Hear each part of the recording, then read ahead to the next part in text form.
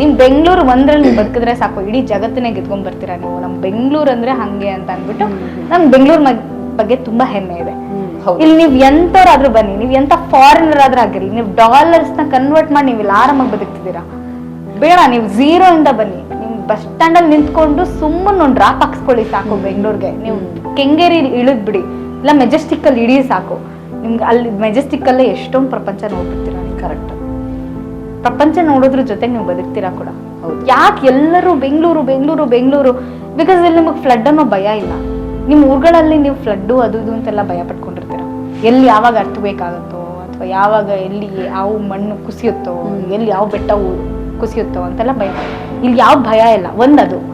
ಇನ್ನೊಂದು, ನೀವು ಎಂಥವ್ರು ಬೇಕಾದ್ರೂ 10 ರೂಪಾಯಿಂದನೂ ನೀವು ಬದುಕ್ಬೋದು ಅನ್ನೋ ಧೈರ್ಯ ಇದೆ. ಅದನ್ನ ಮೆಜೆಸ್ಟಿಕ್ಕು, ಈ ಕೆಂಗೇರಿ, ಈ ಥರ ಸ್ಯಾಟಲೈಟ್ ಬಸ್ ಸ್ಟ್ಯಾಂಡು, ಈ ಥರದ್ದೆಲ್ಲ ಬಸ್ ಸ್ಟ್ಯಾಂಡಲ್ಲಿ ಇಳಿದಾಗಲೇ ನಮಗಿಲ್ಲ, ರೈಲ್ವೆ ಸ್ಟೇಷನ್ನು ಅಲ್ಲಿ ಇಳಿದಾಗಲೇ ನಿಮಗೆ ಗೊತ್ತಾಗೋಗುತ್ತೆ ಲೈಫ್ ಹೆಂಗಿದೆ.